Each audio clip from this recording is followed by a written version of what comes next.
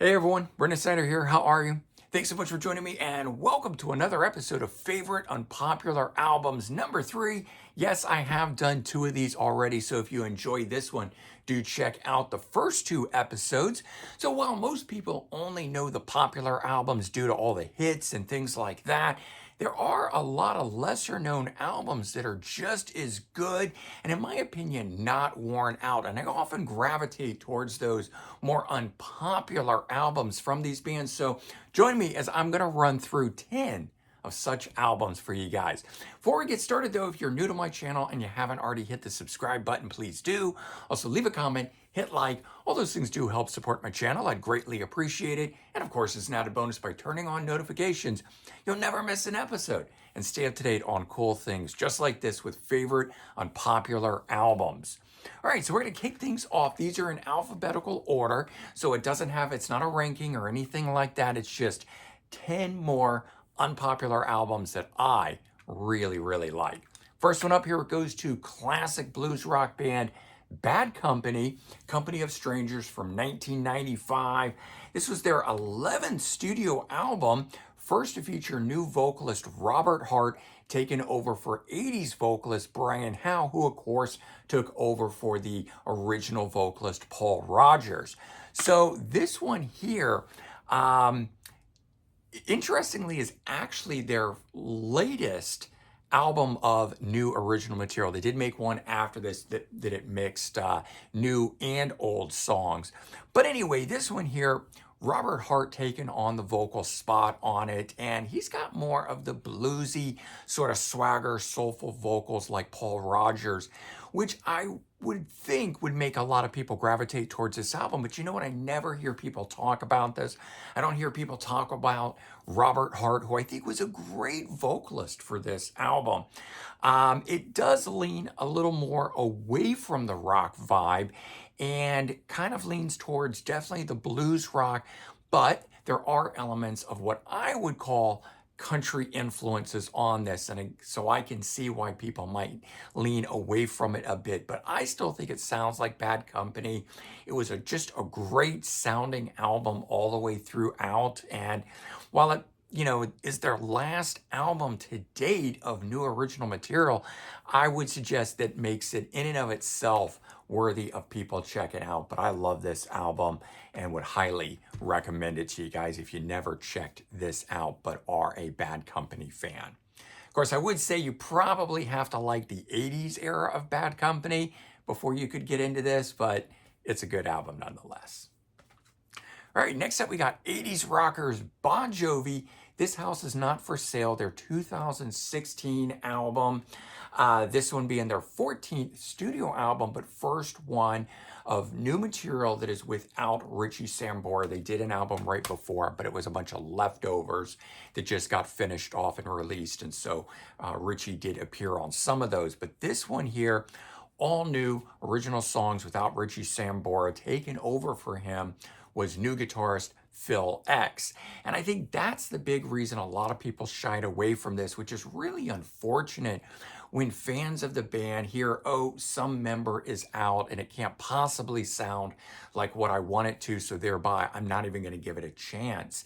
And this album, I think, sounds a lot like later day era Bon Jovi. So no, it doesn't go back to the 80s sound, but nothing ever will. Bon Jovi will never go back to that. This is just a great rock album from Bon Jovi, and it actually rocks harder than most of their other albums that lead up to this point. So this was a great album in my opinion, and just showed how great a band they are to be able to move past one member leaving and continue on. Interestingly, they made video for every song, so every song got released as a video. It's a very visual album. If you want it to be, you can actually go watch each individual, and for me, that really cemented it. Moving on, we got AOR Melodic Rockers Boston Walk On from 1994. This was their 4th studio album. First album to not feature original vocalist Brad Delp. Taken over was Fran Cosmo on vocals, though Brad did return in time for the tour.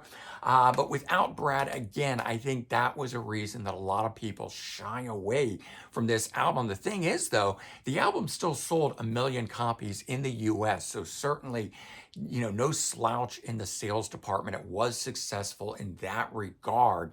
But it's one of those albums that really hasn't held up over time, at least in terms of the fans' eyes. I think sound-wise, it certainly has held up. It is an absolutely fantastic album all the way through. My only complaint would be that there is the Walk On medley that's broken into 4 tracks. So if you take that as one song, there's really only 7 on the album. But other than that, I love it. Next, we got shock rocker Alice Cooper and Last Temptation, 13th solo album. It was released in 1994. This one here being the 3rd in the series of his Epic Records releases.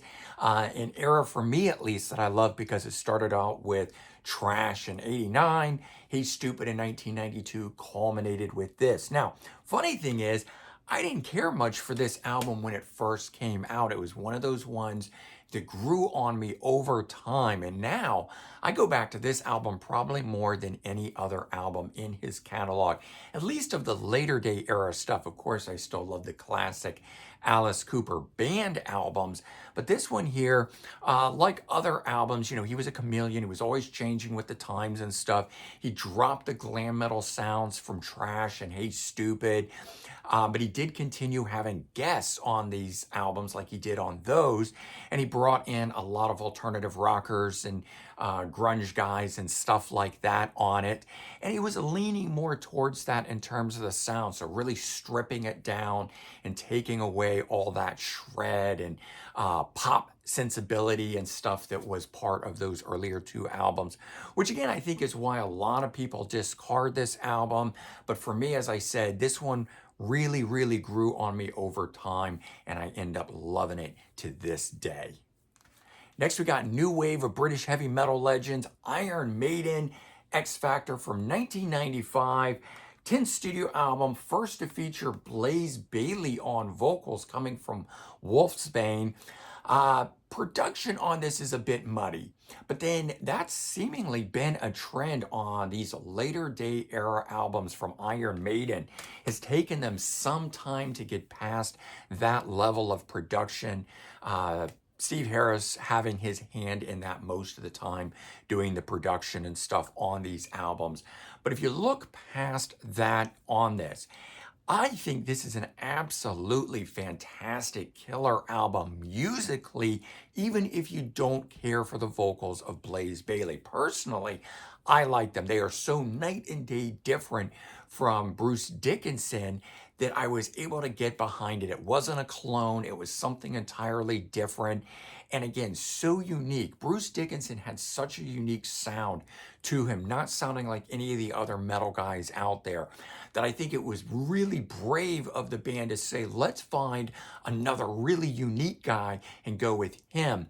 And personally, I think it worked. The band even still plays some of this stuff live in concert, which shows you how much they believe in it, but also keeping this album in the limelight. They play Sign of the Cross, Man on the Edge often, but there's a lot of other killer ones. If you want to check out some cool songs from this album, Lord of the Flies and Blood on the World's Hands would definitely be 2 of the songs to check out. Okay, up next, we got Motor City Madman himself, Ted Nugent, Spirit of the Wild from 1995, 11 studio album. Have to turn it this way to get it. I always hate when bands do that, but there being the album cover from an 11 studio album.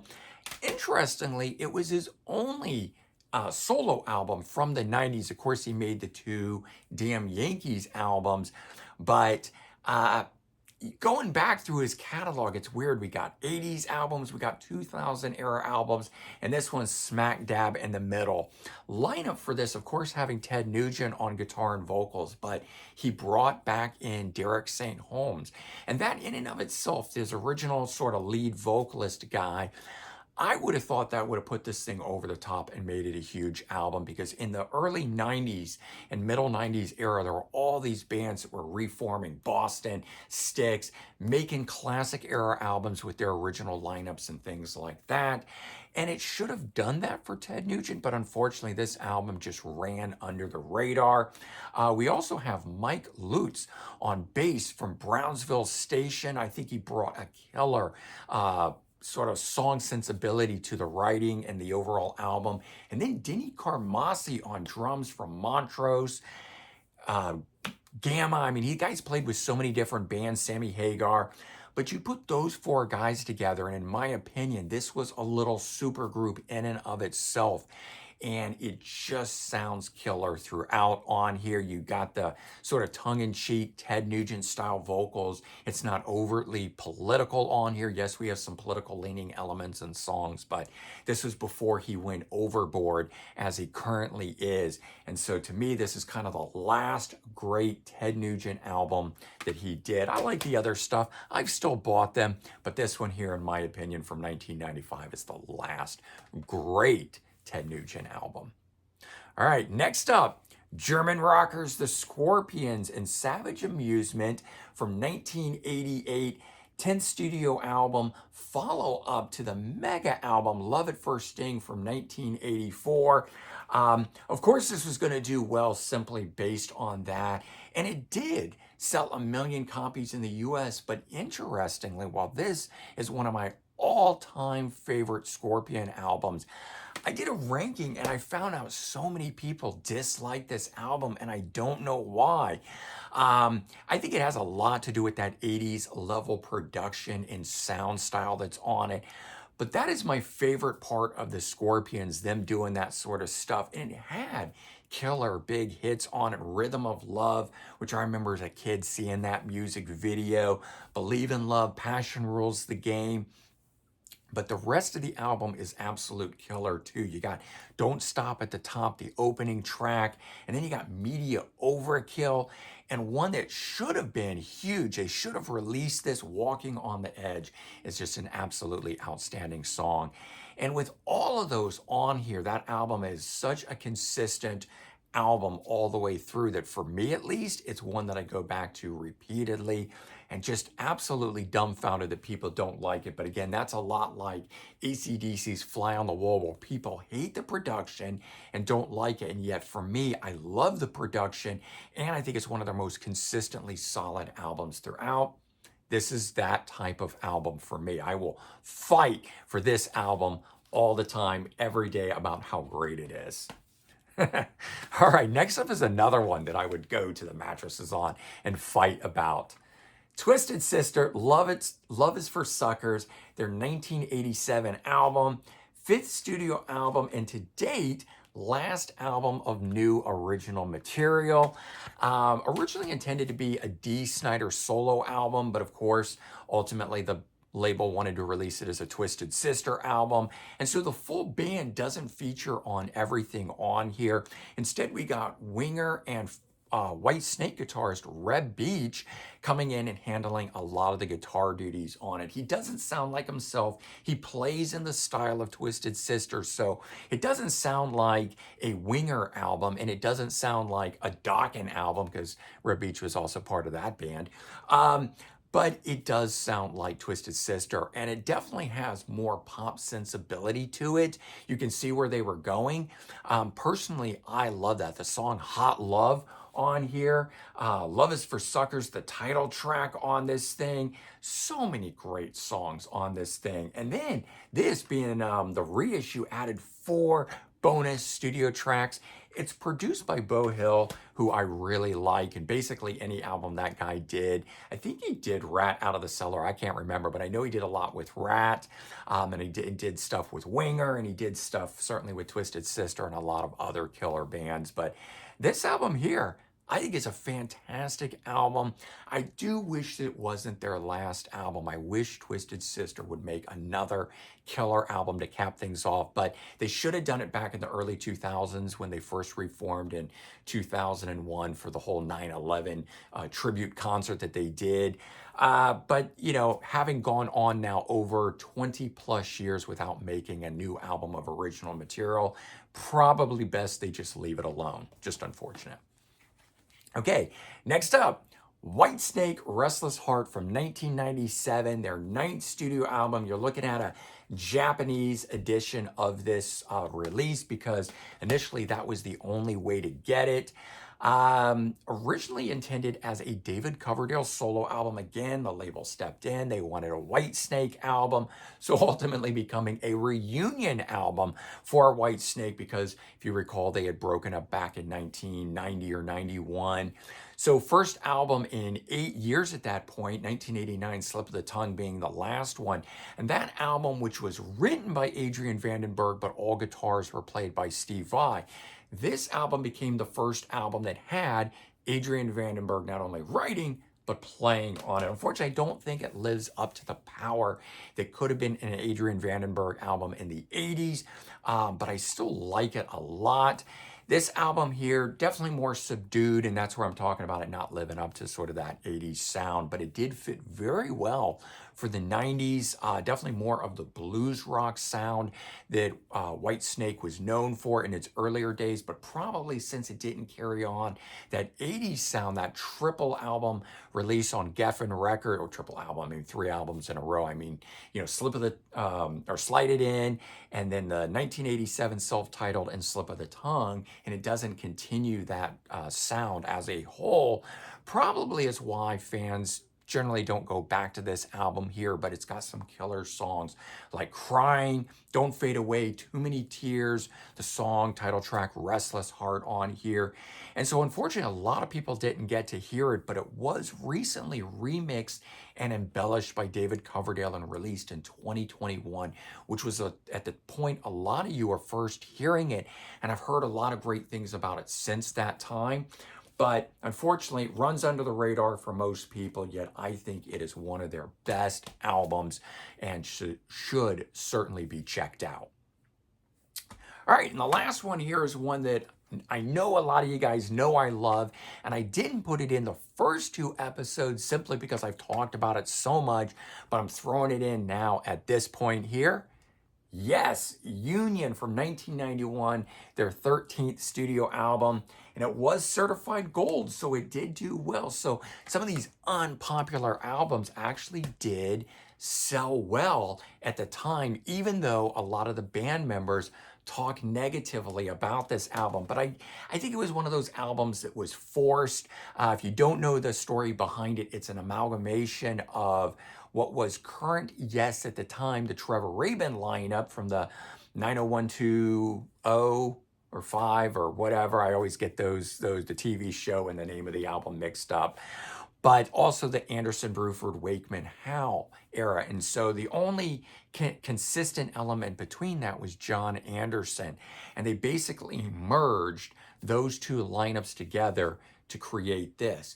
And instead of writing all new songs as a mega band, they basically took 4 tracks for Anderson, Bruford, Wakeman, Howe, the rest of the songs from Yes, and put it all together. 9 tracks from Anderson, Bruford, Wakeman, Howe, and 4 tracks from Yes, and put it all together. And I like that. I mean, I thought it worked well. It's basically the best of both worlds having that mashup, but I can see why a lot of fans didn't like it because it really wasn't a true union of sorts with all these bands playing together. I think it would have been cool had they gone in and taken the songs that each of those sides wrote and then had the members add and embellish to each side of those tracks to do it. That is the only thing lacking on this album. But when I got the album, I didn't know any of that. I was just listening to it for the quality of tracks, and I would have waited forever. The song that opens the album, I love. Shock to the System is a killer track on here. I think it was the lead single, Lift Me Up. That was the one at least that I knew going into this. but I love this song. And one of the songs on here, I forget which one it was, that is the instrumental track from Steve Howe. I think it's a Steve Howe song on here. And the instrumental one on here at least was nominated for a Grammy, might have even won for a Grammy. So a lot of cool things about the album, a lot of cool things about all these albums that we talked about here. But for whatever reason, these albums just run under the radar. And 30 plus years on, for most every album I talked about, I think 97 was the latest era album I think that I talk about in here.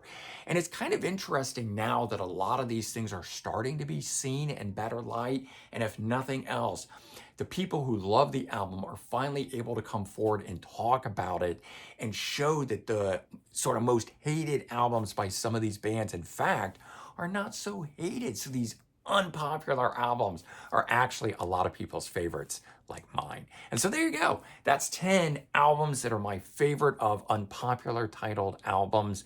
Let me know if any of these are also your favorite albums. And if not, shout out, let me know some of the ones that are your favorite unpopular albums. And remember, I've done 2 episodes of this already. I'm going to leave a link to both of those in the description if you want to go check those out. Good chances are some of the ones you're going to talk about were from those episodes. In fact, the first one, I think I did 12. I just couldn't narrow it down. So in all, I've now done 32 of these favorite unpopular albums, and we'll see. Maybe we'll keep doing some more of these. All right, everyone, take care. Have a good one, and I'll talk to you real soon. Bye-bye.